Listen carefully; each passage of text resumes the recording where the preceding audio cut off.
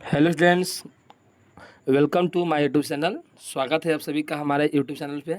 जैसा कि आप सभी को पता है कि कल की क्लास में हम लोगों ने पोषण से संबंधित महत्वपूर्ण प्रश्नों को किया था, जो विगत वर्षों में बिहार बोर्ड द्वारा पूछा गया है। आज हम जैव प्रक्रम का जो दूसरा चरण है श्वसन, उसके महत्वपूर्ण प्रश्नों को करने वाले हैं। तो इसलिए जितने विद्यार्थी हैं कमेंट करते चलेंगे आंसर, और थोड़ा समझते हुए चलना है। जो क्वेश्चन ऐसा लगे कि आप नहीं जानते हैं तो उसे आप लिख लेंगे, ओके। और लाइव क्लास खत्म होने के बाद आपको यह भी बताना है कि आपको क्लास कैसा लगा, ओके, ताकि हमें और अच्छा लगे। कोई कमी हो तो उसको बताइए, ताकि हम उसे पूरा करने में आपका हेल्प कर सके, ओके। तो बिना देरी किए हुए क्लास को हम स्टार्ट करते हैं। तो देखिए, आज का पहला प्रश्न आपके सामने ये रहा। कौन सी गैस श्वसन क्रिया में मुक्त होती है? कौन सी गैस श्वसन क्रिया में मुक्त होती है? तो कौन सी गैस श्वसन क्रिया में मुक्त होती है? तो आपका ऑप्शन है ऑक्सीजन, ऑप्शन है सल्फर डाइऑक्साइड, ऑप्शन है NO2 और ऑप्शन है CO2। तो जल्दी से आप लोग आंसर दीजिए, क्या आंसर होगा। और यह क्वेश्चन 2023 में पूछा गया है, बेहद आसान क्वेश्चन है। कह रहा है श्वसन क्रिया में कौन सी गैस मुक्त होती है। तो आप लोग समझिए श्वसन होता क्या है। आप लोगों को पता होगा कि श्वसन एक रासायनिक अभिक्रिया है, जिसमें जो सजीव होते हैं बाहरी वातावरण से ऑक्सीजन लेते हैं और उन ऑक्सीजन को कोशिकाओं तक पहुंचा दिया जाता है। जब वो कोशिकाओं में पहुंचती है तो कोशिकीय ईंधन ग्लूकोज का ऑक्सीकरण होता है, जिसके पश्चात CO2 ऊर्जा उत्पन्न होते हैं और H2O बनता है। जी हाँ, ऊर्जा बनती है H2O और CO2, तीन चीज़, CO2, H2O और ऊर्जा। और ये सभी प्रक्रम माइटोकॉन्ड्रिया में संपन्न होता है। तो आपको याद रखना है कौन सी गैस मुक्त होती है। तो आपका आंसर हो जाएगा CO2। ओके। यही पूछता कौन सी गैस लेते हैं श्वसन में, तो ऑक्सीजन। मुक्त पूछा है, इसलिए आपका आंसर हो जाएगा C। तो आशा है कि आपको समझ में आ रहा होगा। चलिए, आज का अगला प्रश्न, ग्लूकोज के पूर्ण ऑक्सीकरण से क्या मुक्त होता है? कह रहा है ग्लूकोज का पूर्ण ऑक्सीकरण। देखिए, ग्लूकोज जो है दो भाग में, मतलब दो चरण में टूटता है। एक चरण होता है अवायवीय श्वसन, दूसरा चरण होता है वायवीय श्वसन। जो अवायवीय श्वसन होता है ना, उसमें ग्लूकोज पूर्ण रूप से नहीं टूटता है। ग्लूकोज पायरुवेट में टूटता है, जिसमें कार्बन के 3 अणु होते हैं। और वह पायरुवेट जब माइटोकॉन्ड्रिया में जाता है तो उसका पूर्ण ऑक्सीकरण होता है। याद रखिएगा, ग्लूकोज का आंशिक ऑक्सीकरण कहा हुआ, आंशिक विखंडन कोशिका द्रव्य में होता है, पायरुवेट में टूटता है। यही बोले पूर्ण ऑक्सीकरण कहाँ होता है, पायरुवेट के अणु या ग्लूकोज का बोले तो ध्यान में याद रखिएगा वो माइटोकॉन्ड्रिया होगा। तो 3 चीज़ निकलते हैं, बताया हूँ मैं, CO2, H2O और ऊर्जा। और जो ऊर्जा होते हैं ATP के रूप में रहते हैं, याद रखिएगा। तो चलिए इसका आंसर दीजिए। ऑप्शन दिया हुआ है सिर्फ CO2, सिर्फ ऊर्जा, सिर्फ H2O, डी दिया है इनमें से सभी। जल्दी से आंसर दीजिए क्या होगा। जैसा कि अभी मैंने बताया है कि इसका आंसर हो जाएगा डी, इनमें से सभी। आशा है कि आपको समझ में आ रहे होंगे। चलिए आगे बढ़ते हैं। आपका अगला प्रश्न आपके सामने है, ATP का विस्तारित रूप क्या है? ATP का फुल फॉर्म क्या है? देखिए, हमारे सामने दो चीज़ होता है। थोड़ा सा हम डिस्प्ले को छोटा कर लेते हैं, थोड़ा सा आप यहाँ ध्यान से देखिए। दो चीज़, एक होता है हमारे पास ATP। अगर ATP पूछता है तो ATP का फुल फॉर्म होता है एडिनोसिन ट्राइफॉस्फेट। क्या होता है? Adenosine triphosphate. देखिए लिख रहा हूँ मैं,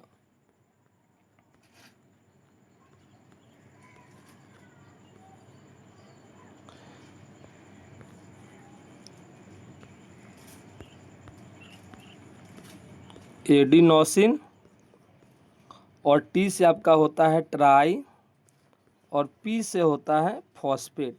और एक होता है ADP, तो उसमें होता है एडिनोसिन डाइफॉस्फेट। ATP में पूछता है फॉस्फेट कितने हैं, तो ट्री मतलब होता है 3, याद रखिएगा। तो इस प्रश्न का उत्तर जो आपका हो जाएगा, ATP का फुल फॉर्म आप सभी लोग कमेंट करके बताइए मेरे को। ATP का विस्तारित रूप क्या है? ऑप्शन नंबर ए है adenine thymine phosphate, adenine triphosphate, adenosine triphosphate. देखिए ऑप्शन मिल चुका है, क्या होगा आंसर? Adenosine triphosphate, C। तो 3 का उत्तर आपका हो जाएगा C, एडिनोसिन ट्राइफॉस्फेट, जिसमें फॉस्फेट के 3 अणु हैं। चलिए, आज का अगला प्रश्न है, रंध्र का प्रमुख कार्य क्या है? रंध्र का प्रमुख कार्य क्या है? कल की क्लास में आपको मैंने बताया था कि रंध्र जो होता है पतियों के एपिडर्मिस कोशिका में एक छिद्र होता है जिसके माध्यम से गैसों का आदान प्रदान होता है और वाष्पोत्सर्जन की क्रिया संपन्न होती है। तो रंध्र का मुख्य कार्य क्या है, चलिए हम देखते हैं। ऑप्शन देखते हैं। प्रकाश संश्लेषण, गैसों का विनिमय एवं वाष्पोत्सर्जन, पोषण, भोजन का परिवहन। अभी मैंने बताया है दो काम है, गैसों का आदान प्रदान करना और दूसरा है वाष्पोत्सर्जन। तो इस प्रश्न का उत्तर आपका हो जाएगा बी। और रंध्र से संबंधित दो क्वेश्चन पूछता है कि रंध्र में खुलना और बंद होना का नियंत्रण कौन करता है, द्वार कोशिका या रक्षक कोशिका। ओके, चलिए अगला प्रश्न। अभी मैं बताया हूँ श्वसन का अंतिम उत्पाद क्या है। श्वसन का अंतिम उत्पाद क्या है, ऑप्शन देखेंगे। CO2 और H2O, CO2 और ऊर्जा, H2O और ऊर्जा, फिर है CO2 H2O और ऊर्जा। तीन चीज़ है। तो ये बोला हूँ मैं, श्वसन के अंतिम चरण में माइटोकॉन्ड्रिया में तीन चीज़ बनते हैं। क्या क्या बनता है सर, तो श्वसन में CO2 H2O और ऊर्जा। और ये जो ऊर्जा रहता है किसके रूप में होता है बाबू, ATP के रूप में होता है, ध्यान रखिएगा। और सबसे अधिक ऊर्जा उत्पन्न होता है वायवीय में, और इसी को हम प्यार से हम बोलते हैं क्रेब्स चक्र, याद रखिएगा। वायवीय श्वसन का जो चरण है उसको हम बोलते हैं ग्लाइकोलिसिस, जिसमें ग्लूकोज के अणु पायरुवेट में टूटते हैं। और जो क्रेब्स चक्र में होता है पायरुवेट के अणु का पूर्ण ऑक्सीकरण होता है माइटोकॉन्ड्रिया में। और इसमें तीन चीज़ है, CO2 H2O और ऊर्जा। और ये ऊर्जा ATP के रूप में है जिसकी मात्रा होती है 36 ATP, याद रखिएगा। कितना होता है, 36 ATP। समझ में आ रहा होगा आपको। चलिए आज का छठा प्रश्न है, पौधों में श्वसन होता है। पौधों में श्वसन किसके द्वारा होता है, जड़ में, पत्तियों में, तना में, इनमें से सभी। आपको मैंने पढ़ाया था कि पौधे में श्वसन के लिए तीन मुख्य अंग होते हैं। एक रंध्र होता है जो पत्तियों में होता है, एक वात रंध्र होता है जो तना में होता है, और एक होता है मूल रोम की कोशिका है जो जड़ में होती है। याद है, पौधों में श्वसन के लिए तीन अंग, एक तो होता है रंध्र, एक वात रंध्र और एक मूल रोम की कोशिका है। रंध्र कहाँ होता है, पत्तियों में। वात रंध्र कहाँ होता है, तने में। और मूल लोम कोशिका होती है जड़ में। इस प्रकार से इस क्वेश्चन का आंसर आप बताइए अब क्या होगा। तो आपको समझ में आ गया होगा, इस क्वेश्चन का आंसर हो जाएगा डी, इनमें से सभी। तो बताइए, कमेंट करें क्लास समझ में आ रहा है कि नहीं। अगला प्रश्न है, कौन सी बीमारी श्वसन से संबंधित है, मतलब वह कौन ऐसा बीमारी है जो श्वसन तंत्र से संबंधित रोग के रूप में है। ऑप्शन है डायरिया, डायरिया तो होगा नहीं सर। फिर है निमोनिया, जी हाँ, मलेरिया, फिर है मधुमेह। तो देखिए आपके पास चार ऑप्शन दिया है, डायरिया, निमोनिया, मलेरिया, मधुमेह। मधुमेह तो नहीं होगा, मधुमेह जो होता है ये इंसुलिन की कमी से होता है। मलेरिया परजीवी जो होता है उसके काटने से होता है। तो इसका आंसर आपका हो जाएगा निमोनिया, जी हाँ निमोनिया होगा। ये जो आपका श्वास नली होता है उसमें प्रॉब्लम आ जाती है, ठीक है, निमोनिया में। और यह बच्चे में काफ़ी होता है। तो बहुत इंपॉर्टेंट क्वेश्चन है 7वां नंबर का, देख लीजिए 2020 का प्रश्न है। तो बीमारी श्वसन वाला कौन सा है, निमोनिया, याद रखिएगा। तो बी। आज का अगला प्रश्न है, किस प्रकार के श्वसन से अधिक ऊर्जा मुक्त होती है। किस प्रकार के श्वसन से अधिक ऊर्जा मुक्त होती है। तो अभी आपको मैंने बताया है कि श्वसन के दो चरण हैं, एक होता है हुआ अवायवीय,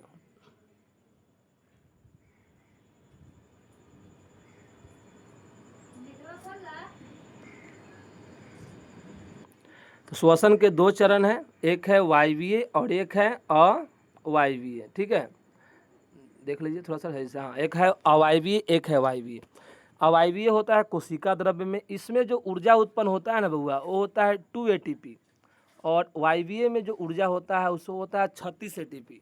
तो आपका क्वेश्चन क्या है, थोड़ा क्वेश्चन देख लेते हैं। कह रहा किस प्रकार के श्वसन से अधिक ऊर्जा मुक्त होती है। अब आप आंसर बता सकते हैं, अधिक ऊर्जा किससे मुक्त होगी, दोनों से तो होगा नहीं भाई। ऑप्शन में है वायवीय, अवायवीय, ए और बी दोनों, इनमें से कोई नहीं। आंसर दीजिए क्या होगा।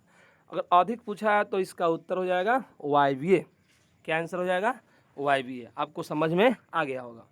चलिए, तो इसका आंसर बिल्कुल, आपका आंसर क्या हो जाएगा इसका ए, 8 का ए, वायवीय श्वसन। मछली का श्वसन लेंगे, देखिए आपको मैंने पढ़ाया है जीवों में श्वसन। तो हम बोले तो जो एक कोशिकीय जीव होते हैं उनमें कोई खास अंग नहीं होता है, तो विसरण क्रिया द्वारा श्वसन कार्य बोले तो सभी जैविक कार्य करते हैं, लेकिन जो मछली है वो जल में घुले हुए ऑक्सीजन को ग्रहण करते हैं, और इसलिए मछलियों में एक ही ऐसा अंग है जो जल में घुले हुए ऑक्सीजन को ग्रहण करने की क्षमता रखता है, उसका नाम है गल्फड़ा, जिसको इंग्लिश में हम क्या बोलते हैं, गिल्स बोलते हैं। जी हाँ, तो मछलियों का प्रमुख श्वसन अंग कौन सा है, गिल्स है। याद रखिएगा, जो गिल्स होता है मछलियों में आँख के ठीक पीछे होता है, पार्श्व भाग में होता है। क्वेश्चन पूछता है मछलियों में गिल्स कहाँ होता है, आँख के ठीक पीछे पार्श्व भाग में। गिल्स कितने समूह में होते हैं, 2 समूह में होते हैं, एक दाएं तरफ एक बाएं तरफ। ये एक व्यवस्थित क्रम में सजे होते हैं। इनकी रंग कैसा होता है, इनका जो रंग होता है हल्का गुलाबी होता है। तो चलिए आपको समझ में आ गया। मछली में पूछे एक होता है झींगा या एक होता है सीप, झींगा या सीप में पूछे, सब में आपको आंसर देना है गिल्स। तो 9 का आंसर आपका हो जाएगा बी, जो बिल्कुल सत्य है। ट्रैकिया क्या है सर, ट्रैकिया श्वसन अंग है किसका, कीड़े मकोड़े का। आपको पढ़ाया गया होगा कि जो कीड़े मकोड़े होते हैं उनमें श्वसन अंग के रूप में ट्रैकिया है। ये एक शाखित हवा भरी नलिकाएं हैं, जिनका एक छोर उत्तक से जुड़ा होता है और दूसरा छोर कहाँ खुलता है, श्वास रंध्र में खुलता है। कहाँ खुलता है, श्वास रंध्र में खुलता है, याद रखिएगा। और त्वचा द्वारा श्वसन किस में होता है, मेढक में। मेढक में श्वसन के लिए 3 चीज़ है, फेफड़ा भी है, त्वचा भी है, याद होगा आपको। और फेफड़ा मनुष्य के लिए है, ठीक है। उपसंग वर्टिब्रेटा में कौन होता है, फेफड़ा। यहाँ मछली का पूछा था, आंसर होगा गिल्स। कीड़े मकोड़े का पूछता तो ट्रैकिया बोलते, मानव या उपसंग वर्टिब्रेटा फेफड़ा। और त्वचा द्वारा किस में होता है, मेढक में होता है। अगला प्रश्न है, तिलचट्टा में कितने जोड़े श्वास रंध्र। ये बिल्कुल नया प्रश्न है, 25 में और 20 में पूछा गया है, तो आशा है कि आप लोग इसको याद कर लेंगे। तिलचट्टा में कितने श्वास रंध्र होते हैं, याद रखिएगा। तिलचट्टा में 10 जोड़ा होता है, कितना होता है, 10 जोड़ा। मैं नहीं पढ़ाया हो। 2 जोड़ा जो होता है उसके उदर में वक्ष में होता है, और 8 जोड़ा उदर में होता है। तो टोटल मिला के कितने हुए, 10 जोड़ा, रट लीजिए। तिलचट्टा में कितने जोड़े श्वास रंध्र होते हैं, तो आपका आंसर होगा 10 जोड़ा। कितने जोड़े होते हैं, 10 जोड़ा। चलिए, तो आपका 10वां प्रश्न क्लियर हो गया। आज का अगलावा प्रश्न है आपका, निम्नलिखित में से किसे कोशिका का ऊर्जा मुद्रा। देखिए यह क्वेश्चन है, कोशिका का ऊर्जा मुद्रा। अगर पूछता ऊर्जा गृह, अगर पूछता कोशिका का ऊर्जा गृह, तो आंसर होता माइटोकॉन्ड्रिया, क्योंकि माइटोकॉन्ड्रिया में ही ऊर्जा की उत्पत्ति होती है। लेकिन यहाँ पूछा है कोशिका का ऊर्जा गृह, तो कोशिका का ऊर्जा गृह कौन होगा, आपका एटीपी होगा, जिसको हम बोलते हैं एडिनोसिन ट्राइफॉस्फेट। इसको हम ऊर्जा का वाहक भी कहते हैं, और एटीपी का एक और नाम है ऊर्जा का वाहक बोल दीजिए, या कोशिका का ऊर्जा मुद्रा बोल दीजिए, या इसी को हम बोल सकते हैं जैव ऊर्जा। हम पढ़ाए हैं अभी, वायवीय श्वसन में 36 एटीपी ऊर्जा मुक्त होती है, जबकि अवायवीय में 2 एटीपी, अर्थात वायवीय में एटीपी की मात्रा ज़्यादा है, वही अवायवीय में बहुत कम है। ओके, आज का अगला प्रश्न है, इथाइल अल्कोहल किस प्रकार के श्वसन में बनता है। याद रखिएगा, इथाइल अल्कोहल बनता है अवायवीय श्वसन में। कैसे, समझिए। जो पायरुवेट अवायवीय में टूट रहा था, अगर वह पायरुवेट ऑक्सीजन की अनुपस्थिति में क्रिया करता है तो 2 चीज़ बनाता है भैया, इथाइल अल्कोहल जिसको हम एथेनॉल भी कहते हैं, और बनाता है कार्बन डाइऑक्साइड। यह क्रिया ईस्ट में होता है, कल भी आपको मैंने पोषण वाले चैप्टर में बताया था। ओके, तो याद रखिएगा, इथाइल अल्कोहल कहाँ बनेगा, अवायवीय श्वसन में। वायवीय में क्या बनता है सर, तो अवायवीय में 2 चीज़ बनता है। अगर एक कोशिकीय जीव है, छोटे जीव है, तो इथाइल अल्कोहल बनेगा। वही मानव है तो मानव की मांसपेशियों में लैक्टिक अम्ल बनता है। तो यहाँ इथाइल अल्कोहल पूछा है, लैक्टिक अम्ल भी आपसे पूछा जा सकता है कि लैक्टिक अम्ल किस श्वसन में बनता है, तो अवायवीय। इथाइल अल्कोहल कहाँ बनता है, अवायवीय। अब वही पूछता है CO2 H2O तथा ऊर्जा कहाँ बनता है, तो वायवीय। तो इसका आंसर आपका हो जाएगा, इथाइल अल्कोहल कहाँ बनता है, अवायवीय श्वसन, जो बिल्कुल सत्य है। चलिए, 13वां प्रश्न है, पायरुवेट के विखंडन से कार्बन डाइऑक्साइड, ध्यान सुनिए, अभी पढ़ाया हूँ मैं। पायरुवेट के विखंडन से कार्बन डाइऑक्साइड, जल और ऊर्जा, यह क्रिया कहाँ संपन्न होती है। देखिए, पायरुवेट तो ग्लूकोज टूटता है पायरुवेट में, कोशिका द्रव्य में, लेकिन कह रहा है CO2 ही बने, H2O बने और ऊर्जा ही बने। एक क्रिया ही पढ़ाया हूँ मैं, माइटोकॉन्ड्रिया में होता है। इसलिए माइटोकॉन्ड्रिया को हम कोशिका का पावर हाउस या ऊर्जा गृह भी कहते हैं। तो आपका आंसर हो जाएगा 13 का बी, जो बिल्कुल सही है। आशा है कि आपको समझ में आ रहा होगा। चलिए, आज के अगले प्रश्न की ओर बढ़ते हैं। आज का अगला प्रश्न जो है 14 नंबर इम्पॉर्टेंट है और नया प्रश्न है। देखिए 2011 में इसे पूछा गया है बिहार बोर्ड के द्वारा। पौधे में श्वसन क्रिया के अंतर्गत हम लोग में एटीपी बनता है, पौधे में एडीपी होता है, उसमें एडिनोसिन डाइफॉस्फेट। एडीपी के टूटने से कितनी ऊर्जा मुक्त होती है, यह एनसीईआरटी का प्रश्न है। तो देखते हैं किसी को आंसर पता है कि नहीं पता है। ऐसे आप लोग नहीं पढ़े हैं या जिनको पढ़े हैं वो आंसर दे सकते हैं। तो याद रखना है पौधों में श्वसन क्रिया के अंतर्गत एडीपी के टूटने से, इसको रटना है, रटने वाला प्रश्न है।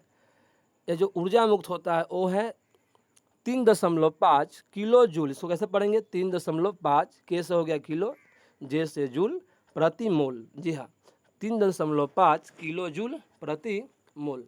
आशा है कि आपको समझ में आ गया हो। इसको आप लिख सकते हैं क्योंकि आपको ये शायद नहीं पढ़ाया गया। ओके, तो पौधों में श्वसन क्रिया के अंतर्गत एडीपी के टूटने से कितनी ऊर्जा मुक्त होती है, 3.5 किलो जूल प्रति मोल।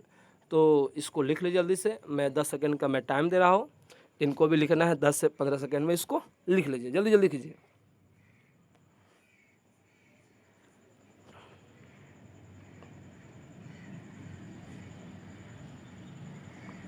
और यदि आपको ये वीडियो अच्छा लग रहा है, हमारे क्लास में आपको समझ में आ रहा है, तो चैनल को लाइक कीजिए, वीडियो को लाइक कीजिए, चैनल को सब्सक्राइब कीजिए और उन तक शेयर कीजिए जिन्हें इनकी आवश्यकता है। ओके, तो चलिए, आशा है कि आप लोग लिख लिए होंगे। कमेंट करके बता दीजिए लिखे हैं कि नहीं लिखे हैं। चलिए, तो आपका आंसर समझ गए, 3.5 किलो जूल प्रति मोल हो जाएगा। आज का अगला प्रश्न है 15वां प्रश्न। किस प्रकार के श्वसन से अधिक ऊर्जा मुक्त होती है? अभी मैं पढ़ाया हूँ, अधिक ऊर्जा मुक्त होता है किसमें, वायवीय में, क्योंकि 36 एटीपी ऊर्जा बनता है। कहाँ बनता है, माइटोकॉन्ड्रिया में। और वायवीय क्या होता है, कोशिका द्रव्य में। देख रहे हैं, यही सब प्रश्न बार बार रिपीट हो रहा है। तो कुछ नहीं करना, ज़्यादा नहीं रटने की आवश्यकता है। जो मैं बता रहा हूँ उसको पढ़िए, इससे बाहर प्रश्न आने की संभावनाएं नहीं है। तो किस प्रकार का श्वसन में अधिक ऊर्जा मुक्त होती है, तो याद रखिएगा वायवीय।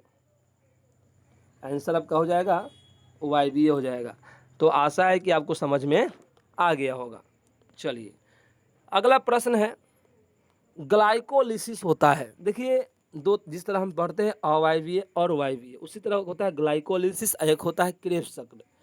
अवायवीय में क्या होता है, ग्लूकोज टूटते हैं पाइरुवेट के अणु में। जी हाँ, ग्लूकोज पाइरुवेट के अणु में टूटता है ना, इसी प्रक्रम को हम बोलते हैं ग्लाइकोलिसिस, मतलब ग्लूकोज का टूटना।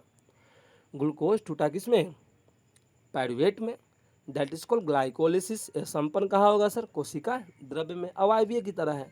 और एक होता है क्रेब्स चक्र। पाइरुवेट का जो पूर्ण ऑक्सीकरण होता है ना माइटोकॉन्ड्रिया में, उसी को हम क्या बोलते हैं, क्रेब्स चक्र। याद रखिए, जो क्रेब्स चक्र, इसको क्यों बोला गया है, क्योंकि 8 स्टेप के गुजरने के बाद, 8 चक्र साइकिल होने के बाद ये संपन्न होता है, इसलिए नाम पड़ेगा क्रेब्स चक्र। तो आपका श्वसन के दौरान CO2 H2O और ऊर्जा बनना डायरेक्ट नहीं बनता, उसको 8 चक्र लगाने पड़ते हैं, 8 साइकिल पूरा करना होता है, इसलिए नाम पड़ा क्रेब्स चक्र। तो क्रेब्स चक्र माइटोकॉन्ड्रिया में, और ग्लाइकोलिसिस में ग्लूकोज का विखंडन पाइरुवेट में होता है, जो कहा होता है, कोशिका द्रव्य में। तो चलिए उत्तर देखते हैं क्या होगा इसका।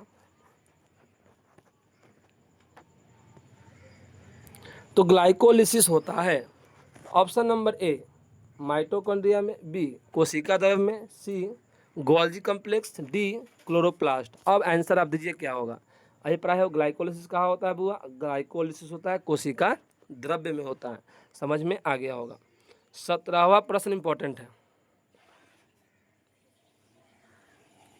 17वां प्रश्न है, किस पौधे में रंध्र अनुपस्थित रहता है, किस पौधे में रंध्र अनुपस्थित रहता है। देखिए, आपको पढ़ाया गया है कि लगभग हर एक पौधे की पत्तियों में रंध्र होता है, लेकिन एक वैसा, देखो रंध्र कहाँ नहीं होगा, रंध्र वैसे पौधे में नहीं होगा जो जलीय होगा। जी हाँ, जो पौधे जलीय होंगे उनमें रंध्र नहीं होगा। क्यों, क्योंकि उनके जड़ में इतनी क्षमता होती है कि जल से घुले हुए ऑक्सीजन को ग्रहण कर सकते हैं।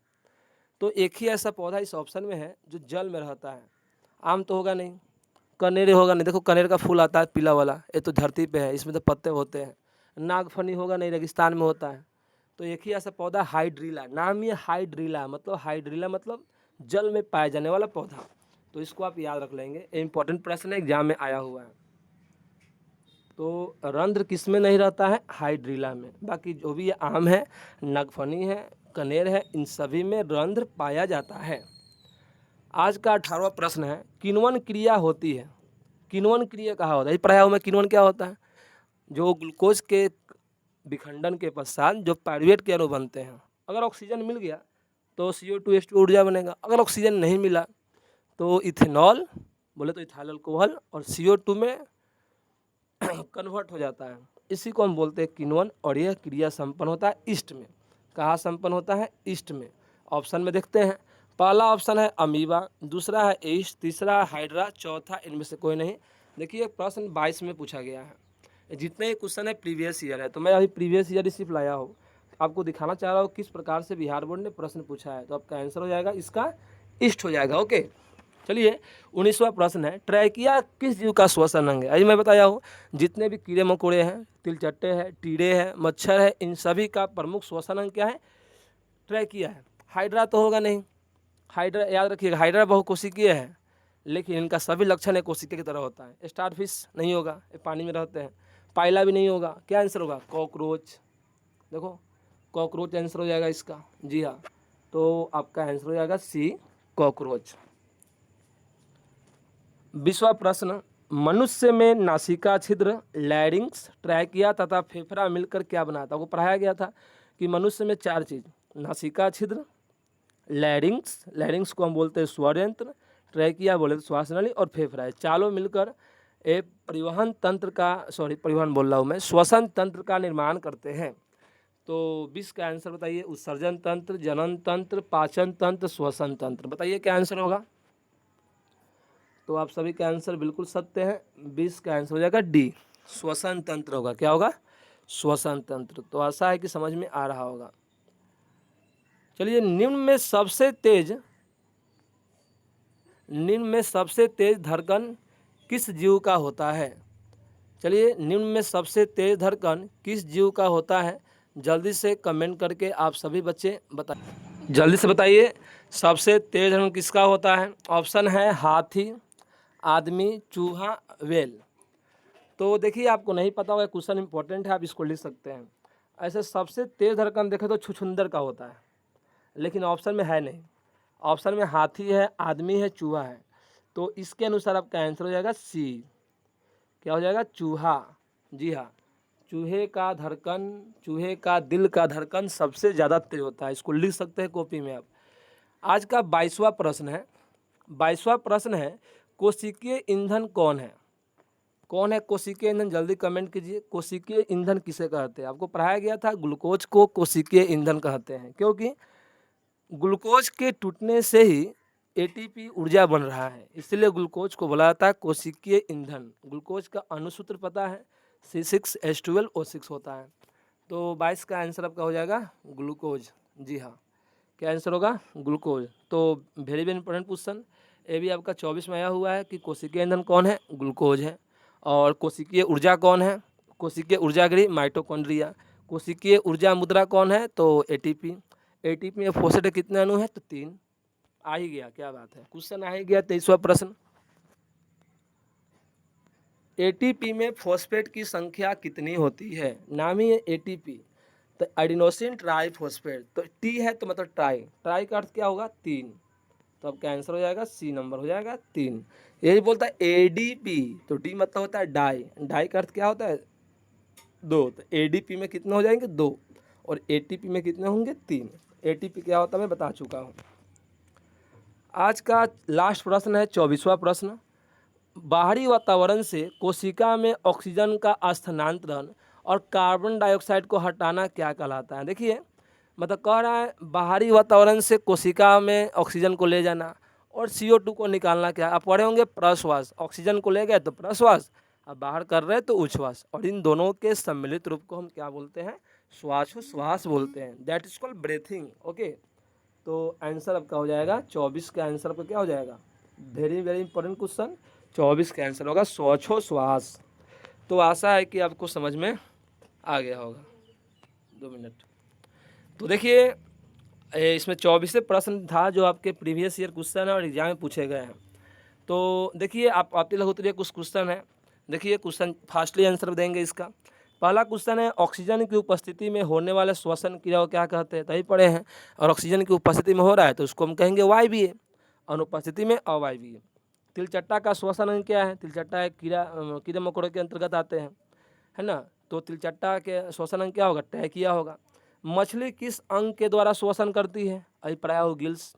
ऑक्सीजन की अनुपस्थिति में श्वसन क्रिया को क्या कहते हैं? तो देखिए ये सब प्रीवियस ईयर क्वेश्चन है, आप देख सकते हैं ये सभी क्वेश्चन प्रीवियस ईयर है। तो ऑक्सीजन की अनुपस्थिति में श्वसन क्रिया को क्या कहते हैं? अवायवीय। फिर क्वेश्चन है स्थलीय और जलीय जीव श्वसन क्रिया के लिए किस प्रकार ऑक्सीजन प्राप्त करते हैं? तो स्थलीय जीव में पता है श्वसन के लिए अलग अलग अंग है, लेकिन जलीय जीव जल में घुले हुए ऑक्सीजन ग्रहण कर लेते हैं और स्थलीय जो होता है वायुमंडल वाले को लेते हैं। किण्वन कैसा श्वसन है? अभी पढ़े किण्वन एक अवायवीय श्वसन है। फिर श्वसन का मध्यवर्ती पदार्थ क्या है? मतलब जो श्वसन क्रिया में उसमें क्या क्या पदार्थ बन रहा है। श्वसन कैसी रासायनिक अभिक्रिया, उसमें 6 अभिक्रिया है। फिर दिया है श्वसन की परिभाषा, मछली, मच्छर, केचुआ, मनुष्य के श्वसन अंग पूछा है। श्वसन और दहन में अंतर, एक सभी क्वेश्चन आपको लिखवा दिया गया है। वायवीय अवायवीय में अंतर, श्वसन और श्वासोच्छ्वास में अंतर, ग्लूकोज के ऑक्सीकरण से विभिन्न जीवों में ऊर्जा प्राप्त करने के लिए विभिन्न मार्ग। तो जिन बच्चे को दिक्कत होता है बोलते हैं वीवीआई क्वेश्चन किसको बोलते हैं, देख सकते हैं आप बोर्ड पर। जितने प्रश्न आप देख रहे हैं लघुत्तरीय, अति लघुत्तरीय और ऑब्जेक्टिव, यही वेरी इंपॉर्टेंट क्वेश्चन है और एग्जाम में ऐसे ही प्रकार के प्रश्न पूछे जाएंगे, इससे बाहर प्रश्न नहीं आते हैं। तो आशा है कि आपको यह क्लास अच्छा लगा होगा। कमेंट करके बताना है कि क्लास कैसा लगा और मिलते हैं फिर कल की लाइव क्लास में। कल आपका तीसरा चैप्टर होगा परिवहन, मानव में परिवहन, फिर पौधे में परिवहन, उसके ऑब्जेक्टिव क्वेश्चन को हम देखने वाले हैं। तो वीडियो को अधिक से अधिक शेयर कीजिए, लाइक कीजिए और चैनल को सब्सक्राइब कर दीजिए। जय हिंद, जय भारत।